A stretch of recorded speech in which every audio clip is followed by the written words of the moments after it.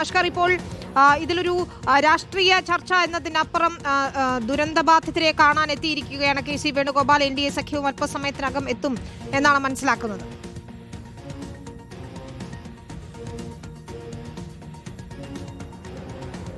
വിനിത, രണ്ട് സംഘവും ഇപ്പോൾ കരൂർ മെഡിക്കൽ കോളേജിൽ എത്തിയിട്ടുണ്ട്. ആദ്യഘട്ടത്തിൽ നിന്ന് NDAയുടെ സംഘം അനുരാഗ് താക്കൂറിൻ്റെയും അതുപോലെ തന്നെ ഹേമ മാലിന്യയുടെ നേതൃത്വത്തിലുള്ള സംഘം 8 സംഘമാണ് മെഡിക്കൽ കോളേജിലെത്തിയത്. അവർ അകത്ത് രോഗികളുമായി സന്ദർശിച്ചുകൊണ്ടിരിക്കുന്നു, അവരുമായി സംസാരിച്ചുകൊണ്ടിരിക്കുന്നു.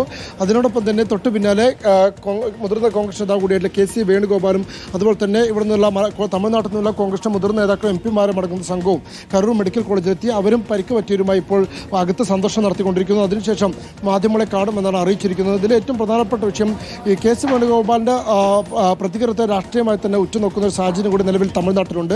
പ്രത്യേകിച്ച് രാഹുൽ ഗാന്ധി വിജയുമായി സംസാരിക്കുകയും ഏകദേശം 15 മിനിറ്റോളം ദൈർഘ്യം ഒരു സംഭാഷണം നടത്തുകയും വിജയെ പിന്തുണയ്ക്കുന്ന രീതിയിൽ അല്ലെങ്കിൽ വിജയ്ക്ക് ഒരു പിന്തുണ നൽകുന്ന രീതിയിൽ സംസാരം നടത്തി എന്നുള്ള റിപ്പോർട്ടുകൾ പുറത്തു വന്നിരുന്നു. അപ്പോൾ ഈ വിഷയത്തിൽ കോൺഗ്രസ് എടുക്കുന്ന നിലപാട് എന്ത് എന്നുള്ളതാണ് ഏറ്റവും പ്രധാനപ്പെട്ട കാര്യം. പ്രത്യേകിച്ച് TVക്ക് സമർപ്പിച്ച സത്യവാങ്മൂലത്തിലടക്കം DMK സർക്കാരിനെതിരെ വലിയ വിമർശനങ്ങളും പോലീസിനെതിരെ വലിയ വിമർശനങ്ങളും ഉന്നയിക്കുന്നു.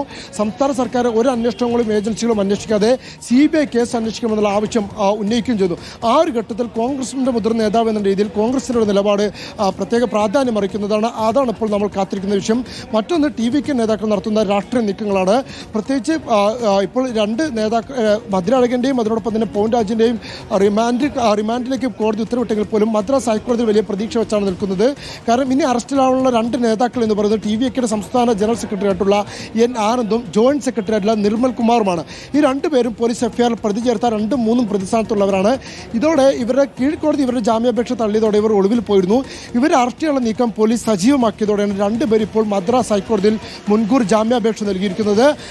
അതിൽ കോടതി എന്ത് തീരുമാനമെടുക്കുമെന്നുള്ള ഏറ്റവും പ്രധാനപ്പെട്ട കാര്യം. ഇനി ജാമ്യാപേക്ഷയിൽ വിധി പറയുന്നത് വരെ പോലീസ് അറസ്റ്റ് വൈകിപ്പിക്കുമോ എന്നുള്ളതും കാത്തിരുന്ന് കാണേണ്ട വിഷയമാണ്. വിനീത.